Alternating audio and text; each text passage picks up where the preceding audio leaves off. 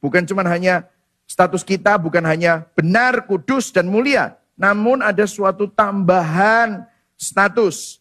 Artinya begini saudara. Saudara waktu saudara ada di dalam Kristus, saudara bukan hanya diampuni. Saudara bukan hanya dibenarkan. Saudara bukan hanya disucikan.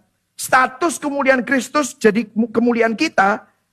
Tetapi lebih daripada itu, status keanaan Kristus menjadi milik saudara. Yang setuju katakan amin. Amin. Ini sesuatu yang luar biasa. Nah ini seringkali kita lupa. Nah, di dalam Kristus kamu anak Tuhan. Amin saudara. Ya, saudara dan saya bukan cuma hanya umat. Saudara dan saya bukan cuma hanya orang Kristen. Saudara dan saya bukan cuma hanya diampuni. Tetapi saudara dan saya adalah anak-anak Allah. Yang setuju katakan amin. Ini harus dimasukkan di dalam hati kita. Allah mengutus roh anaknya, Roh Kudus. Jadi Roh Kudus masuk ke dalam hati kita supaya kita bukan cuma hanya tahu secara intelektual bahwa kita ini anak. Tetapi kita mengalami pengalaman subjektif di dalam hubungan anak dengan Bapa di surga. Bahasa Yunaninya berseru, itu di situ adalah menangis seperti anak kecil yang ngomong sama papanya. Jadi ini merupakan sebuah pengalaman, bukan cuma hanya saudara tahu, saudara anak, tetapi saudara punya hubungan yang intim, mesra, mendalam, personal, dan saudara punya assurance, sebuah kepastian bahwa kamu itu tidak mungkin diabaikan dan diterbengkalaikan oleh Bapakmu. Banyak dari kita mengetahui status kita sebagai anak di dalam Kristus secara teologis, kognitif. Namun seringkali kita susah merasakan dan mengalami status keanakan secara empiris atau afektif. Apakah kita melihat Tuhan berguna?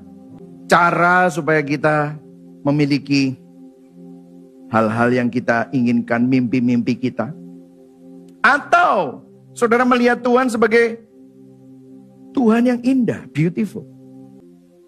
Dengarin saudara, kita tidak dapat memisahkan pekerjaan Roh Kudus di ayat 6-7. Dari karya penebusan Kristus di ayat 4 sampai ayat 5. Pengalaman dengan Roh Kudus yang membuat kita mengalami kasih Bapa hanya dapat terjadi melalui karya penebusan Kristus di salib. Tanpa salib Kristus, kita akan selalu melihat Tuhan berguna, bermanfaat. Saudara akan selalu melihat Dia itu adalah Tuhan yang menjawab doaku. Tetapi hanya melalui salib Kristus. Karena salib Kristus itu sang anak seakan-akan kehilangan keanaannya. Supaya saudara yang yatim piatu dapat diangkat anak. Saudara bisa bilang aku anak Tuhan. Karena ada sang anak yang membayar harganya. Dan roh anaknya itu ditaruh di dalam hati kita. Supaya kita bisa berseru, ya Aba, ya Bapa. Panggilan yang sangat intim. Panggilan yang sangat mesra. Kita mendapatkan Tuhan. Untuk itulah Tuhan membayar mahal harganya. Supaya kita yang yatim piatu, bahkan musuh-musuh Allah didamaikan oleh Bapa di surga. Supaya kita menjadi anak-anaknya. Makanya Yesus bilang, kamu mau masuk dalam kerajaan surga? Kamu harus seperti anak kecil. Di mana kita tidak melihat Tuhan berguna. Di mana kita tidak melihat Tuhan bermanfaat. Tetapi kita melihat Tuhan indah. Yang setuju katakan amin.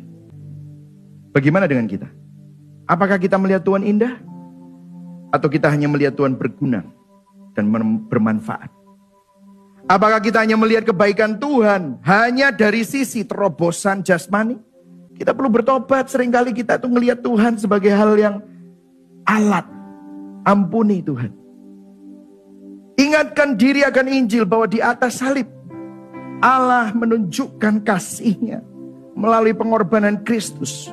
Supaya kita yang dulu musuh, kita dulu yatim piatu, kita didamaikan, ditebus, diberi status menjadi anak Tuhan.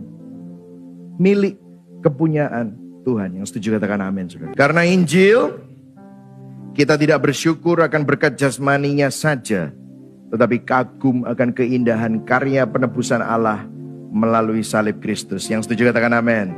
Amin.